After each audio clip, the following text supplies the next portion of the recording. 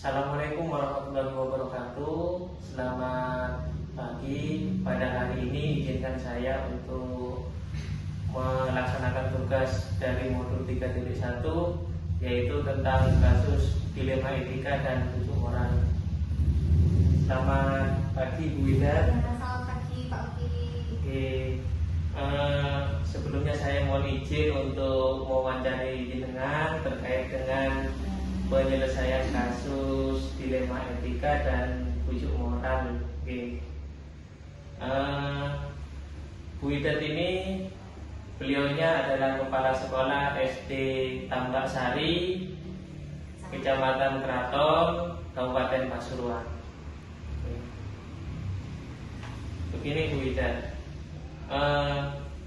selama ini bagaimana Ibu dapat mengidentifikasi kasus-kasus yang merupakan dilema etika dan bujuk moral yang terjadi di SD Tambak Sari?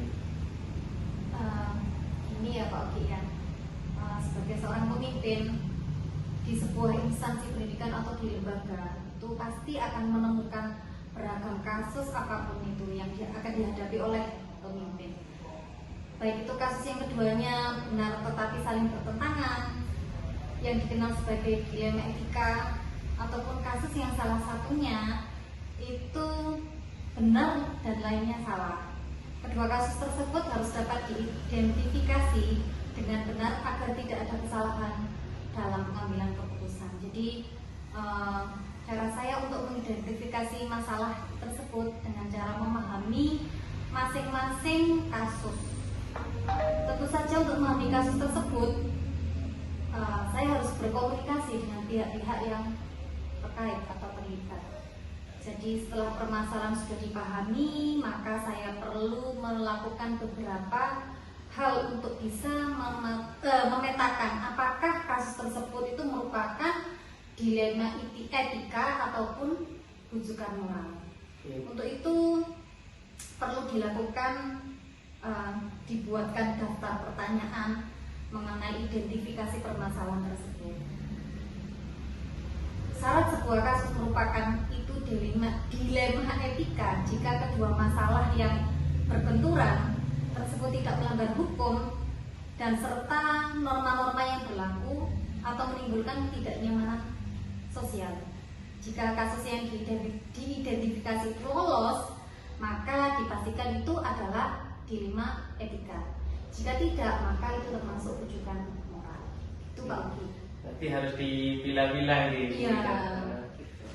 Kemudian selama ini bagaimana Ibu menjalankan pengambilan keputusan di sekolah, terutama untuk kasus-kasus yang dimana ada dua kepentingan yang sama-sama benar atau sama-sama mengandung nilai kebajikan, yaitu yang dikenal di sini dengan dilema etika.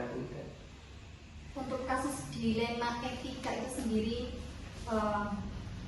mungkin saya akan mempertimbangkan ya kedua hal yang sama-sama benar tersebut itu membenturkan faktor apa atau pihak mana.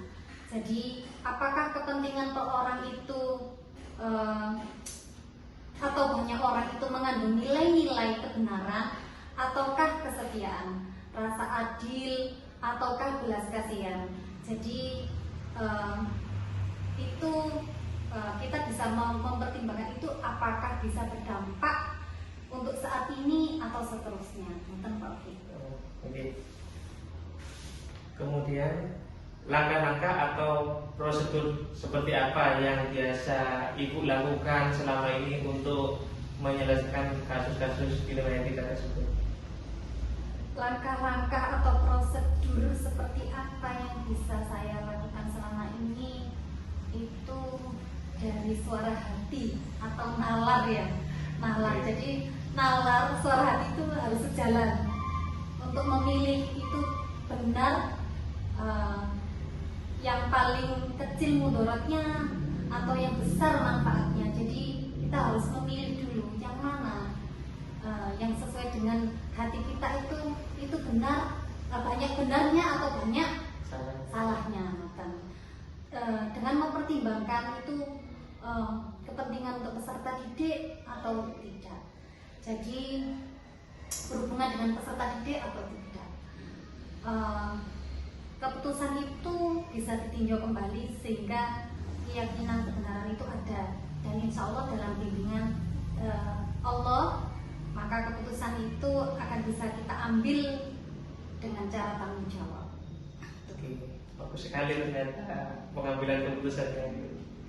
Kemudian hal-hal apa saja yang selama ini Ibu anggap efektif dalam pengambilan keputusan pada kasus-kasus dilema etika? Mungkin dengan cara menyederhanakan pokok permasalahannya dulu Pak Oki ya. Setelah itu membangun kebijaksanaan. Jadi disederhanakan dulu pokok permasalahannya, baru dibangun kebijaksanaan itu. Mungkin seperti itu Pak Oki ya. Ya enteng Pak Oki ya. Nggak berat-berat amat. Kalau kita punya masalah kan kalau dibuat berat ya berat gitu. Jadi paling tidak disederhanakan dulu biar nggak berat. Kemudian hal-hal apa saja yang selama ini merupakan tantangan untuk mengambil sebuah keputusan pada kasus-kasus dilema etika?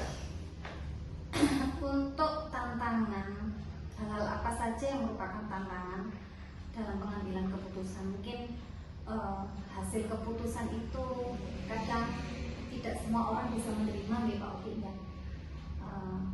Kadang ada yang pihak tersebut tidak dapat menerima sepenuhnya, ada juga yang sebagian orang itu secara ikhlas menerima dan menjalankan keputusan tapi gundul di belakang. Pasti ada Ya, itu. jadi semua itu bisa menjadi sebuah tantangan bagi kita.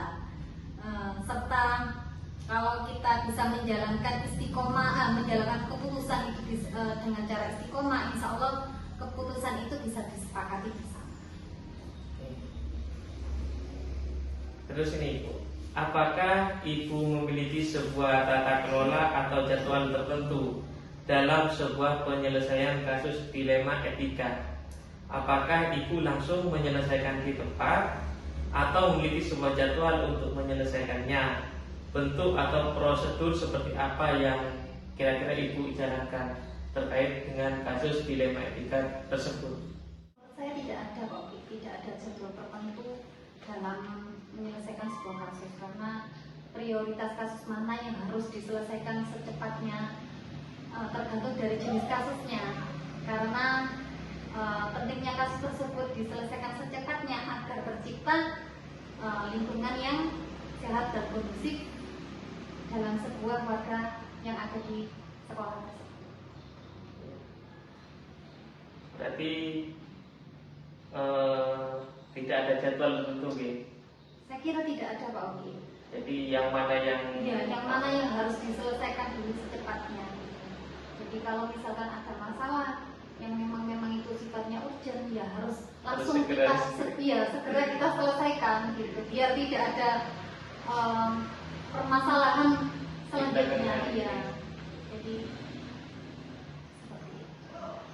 Kemudian adakah seseorang atau faktor-faktor apa yang selama ini mempermudah atau membantu Ibu dalam pengambilan keputusan dalam kasus-kasus dilema etika? Faktor-faktor yang selama ini mempermudah untuk membantu saya dalam pengambilan keputusan itu adalah membangun komunikasi yang baik dengan warga sekolah, dengan guru, dengan murid, dengan wali murid, juga dengan komite, dan mungkin juga pemerintah desa. Oke.